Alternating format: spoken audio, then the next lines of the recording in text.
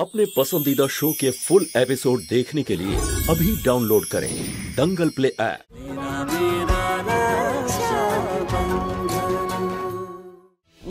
বাবা কি ব্যাপার কি বল। বাবা আসলে আমি এই ওই শিবরাজ পরিষ্কার করে বল বাবা, কি বলতে চাইছিস? ওই ফুলির কথা বাবা। আমি জানি কাল রাতে ফুলির সাথে যা হয়েছে সেটা উচিত হয়নি, আর তোরা দুজন ফুলিকে নিয়ে খুব চিন্তা করছিস, কিন্তু এই ব্যাপারটা বড়দের, আর সমস্ত বড়রা মিলে এই ব্যাপারটা সামলে নেব, বুঝতে পেরেছিস? চল আসছি আমি। বাবা ওই বোন বলছিল যে যদি তুমি ফুলিকে নতুন মা করে আনো।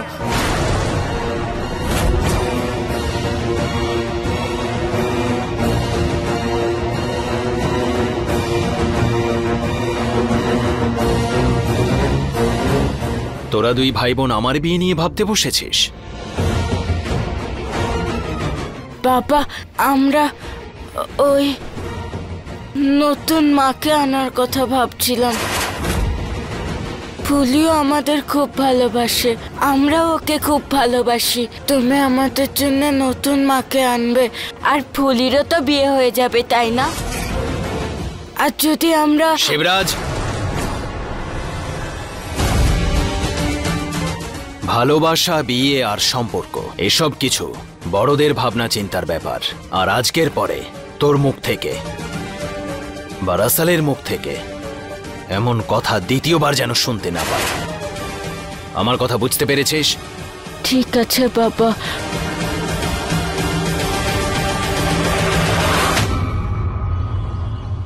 আমার কপালে এইরকম ননদ জুটেছে। জন্ম থেকেই তো বোবা ছিল, তারপরে বিয়ে না হওয়ার কলঙ্কটাও মাথায় নিয়ে বসে গেল। আশপাশের গ্রাম থেকে তো ফুলের জন্য সম্বন্ধ আর আসবে না। আমি এনেছি ফুলের জন্য সম্বন্ধ।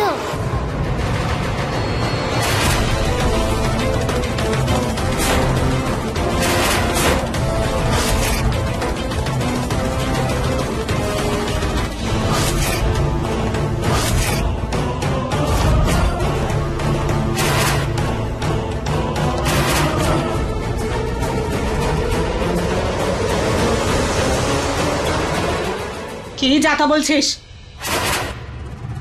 আরে থালা কার জন্য? ফুলের জন্য। ফুলের জন্য সম্বন্ধ এনেছি বাবার জন্য।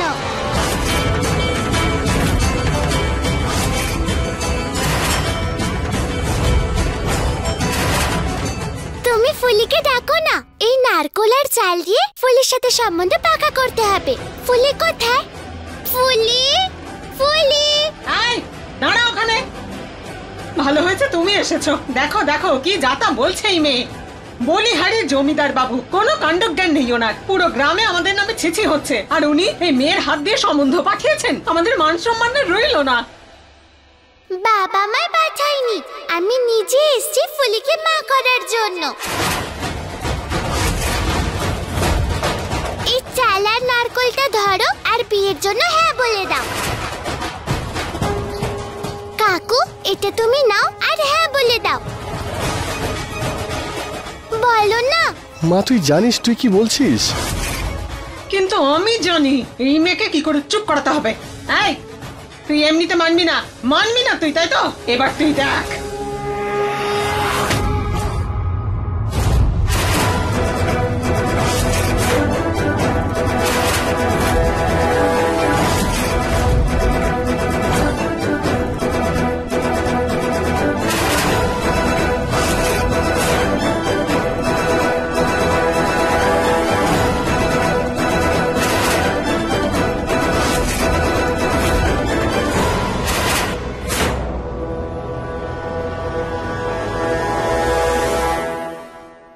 বাবা না বৌদি, কখনো না।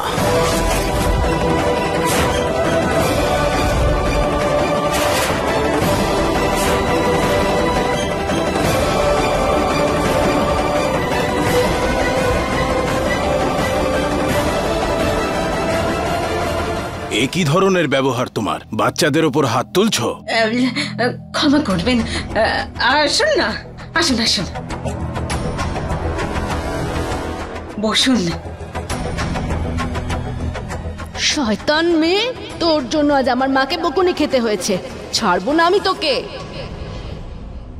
মা, তোকে বলেছিলাম না আমি বড়দের কথা বড়দেরই বলতে হয়, কিন্তু তুই আমাকে না জিজ্ঞেস করে এখানে কি করছিস? ভুল হয়ে গেছে বাবা, আর কখনো করব না। যা তোর দাদার কাছে যা।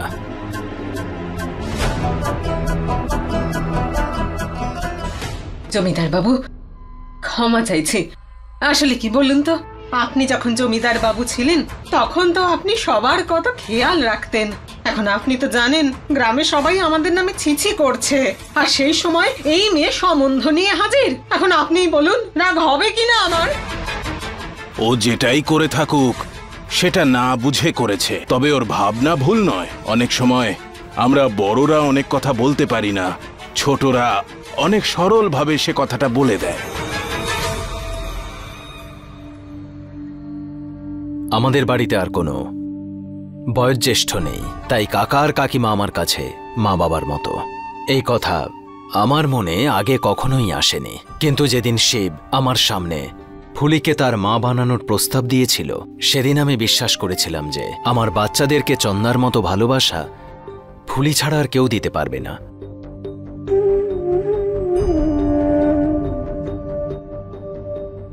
কিন্তু তারপরে এই সিদ্ধান্ত নেওয়ার আগেও আমি কাকা আর কাকিমার কাছে গিয়েছিলাম। যখন এই কথাটা ছেলে আমাদের বলল, আমাদেরও মনে হলো এর থেকে ভালো আর কি হতে পারে। বাচ্চারা ফুলির মতো মা পেয়ে যাবে, আর ফুলি এত ভালো পরিবার পাবে। আরে আমরাই আসছিলাম সম্বন্ধের কথা বলতে, কিন্তু আমাদের আগে আমাদের রাসাল এসে গেছে।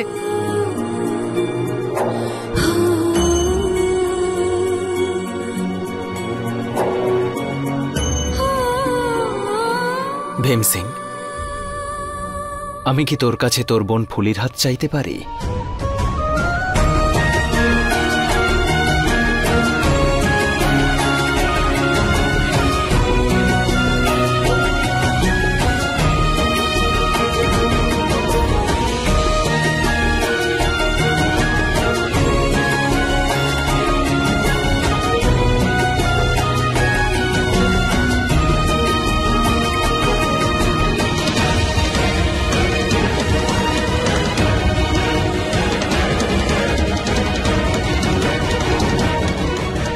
তাহলে সবকিছু ঠিক হয়ে গেল।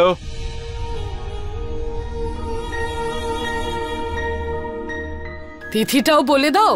3 দিন পরে একাদশী, সেই দিনই শুভ মুহূর্ত দেখে ওদের দুজনের বিয়েটা দিয়ে দেব।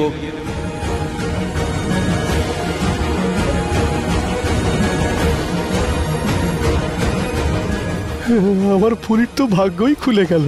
ক্ষমা করবেন আমাকে, গরিবের কথা বাসি হলেও সত্যি এটা এত খুশির ব্যাপার নয়। আসলে উনি তো শুধু নামেই বিয়েটা করতে চাইছেন, নিজের বউ নয়, বাচ্চাদের জন্য আয়া খুঁজতে এসেছেন।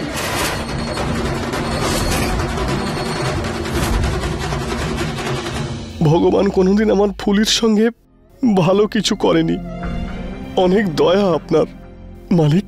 একটা ছোট্ট অনুরোধ করব, আমার ফুলি যেন কোনোদিন আর কষ্ট না পায়। আমি আমার বোনের আর কষ্ট দেখতে পারবো না। ভীম সিং, দাদা হয়ে তোর এইসব কিছু চিন্তা করা একেবারেই ঠিকই, কিন্তু আমি তোকে এটুকু কথা দিতে পারি যে ফুলি তার প্রাপ্য সম্মানের সাথে সাথে সেই সব কিছুই পাবে যা তার অধিকার।